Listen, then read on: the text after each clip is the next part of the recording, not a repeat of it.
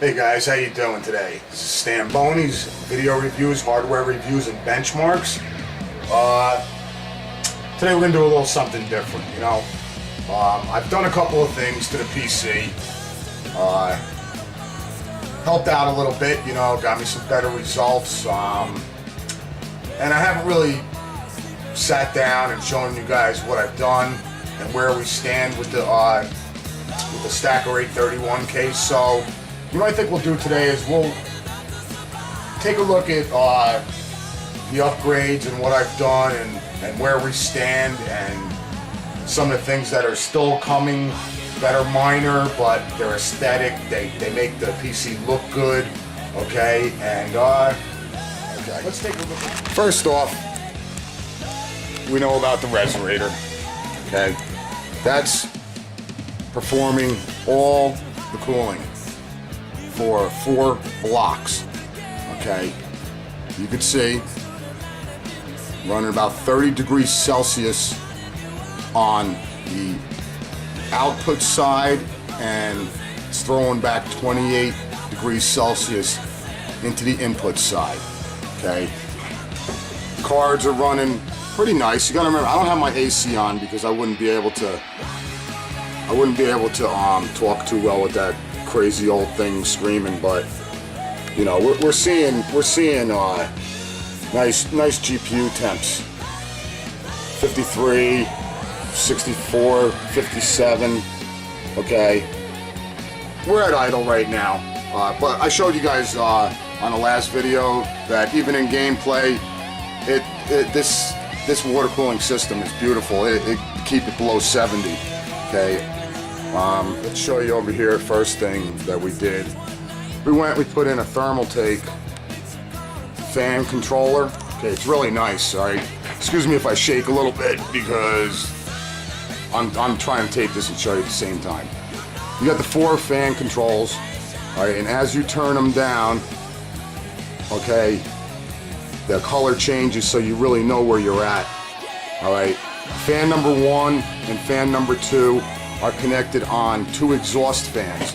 The 1 exhaust fan in the back, and then the 1 exhaust fan on top for the heat that the power supply creates. So those are my number 1 and 2 fan controls. The 3 and 4 are set directly onto the Ultras.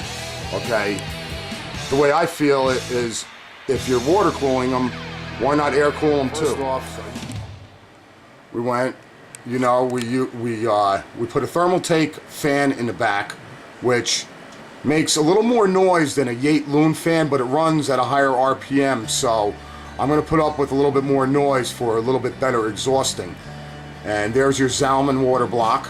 Okay, what we did was we ran a single loop through the resonator down in to the 3 Ultras. There, you can see them right there. Okay, with direct nozzles. Okay, so there's very few hoses. All right, and it's nice. What I did was, for temporary, I mounted 2 fans in front. One's a thermal take and one's a Yate Loon because I wanted to get a little more cooling onto the video cards. And when the case is shut, the suction from the back one and top one really help the air flow through the system nicely. Okay, now here, I'm going to try to steady this for a minute. Okay, even though I just temporarily put the 2 fans here, I want you to know what I'm trying to do. I didn't want that giant cage inside there, so let me put this back down. Okay, let's move the resonator aside a little bit. Okay, what I did was I built a nice aluminum bracket, okay, that is going to slide in, okay, through the front and mount back here nicely and give support to the cooling. Seeing probably 3 to 4 degrees lower temperatures just because of these fans. Okay, so I recommend anybody who is going to run a water cooling system, for the cheapness of a couple fans, maybe 10 to 15 bucks, depending on what you pick. That extra air is really nice. I'm seeing the lower temps in gameplay, at idle and with higher room temperatures, which is really, really good. Okay. Next thing I want to show you is what we did here with the wiring management. What I decided to do is I said, get rid of all the little tiny wires, okay, and tuck them back where you cannot see one little tiny wire anywhere.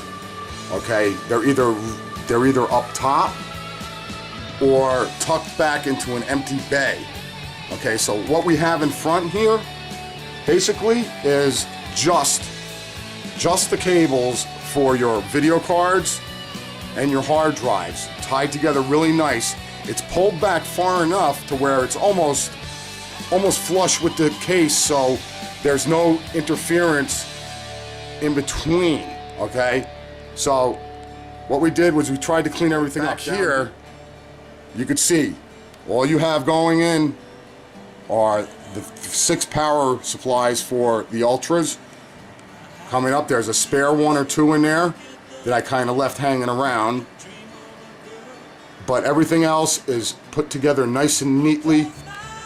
We took a couple little wires up here, okay, and we braided it with a nice braid and hooked it up high so it doesn't interfere with any of the fan flow, okay, and you know, everything is nice right now. We're getting some nice overclocks, okay.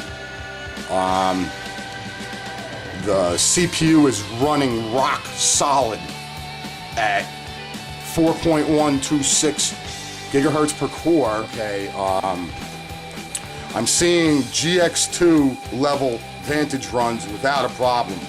We're talking, if you look at my Vantage runs, I'm getting an high X 8300 score, almost 8400. Not looking for bragging rights here or anything, but I want you to all know that, you know, if you got something and it's good, you can stick with it and build from it. Okay, this system is now 7 months old, okay, and, you know, not exactly a new kid on the block, but in 7 months, I've been able to maintain, add on, and still stay up there with the best of them. You know, gaming is a lot of fun, okay? Showing how fast your computer is, having the best stuff out there, that's a lot of fun too. But there's a fine line you got to draw to where, is it worth it for me just to show a few hundred people that I can spend more money than them? What's most important is if you can show what you have is obsolete but still hangs in there. So before you go out and you buy something your buddy told you, oh, get this motherboard or get this new memory, and you dump $1,000 and see no difference, think about what you're doing. Ask a lot of people. There's a lot of good people out there that know what they're doing with this stuff, right? So you find out what you should do most cost effectively, because we can't all sit there and dump our paychecks into PCs every day. So I appreciate you watching, and that's pretty much Stanbony's PC right now. Okay, it runs pretty good, guys, you know.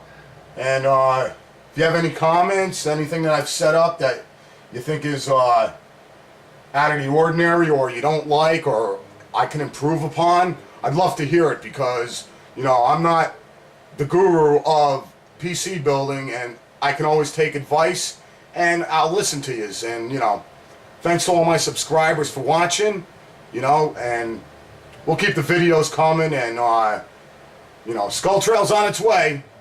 The hydros ain't out yet, so it's going to be a little while. Can't get them. They're on back order.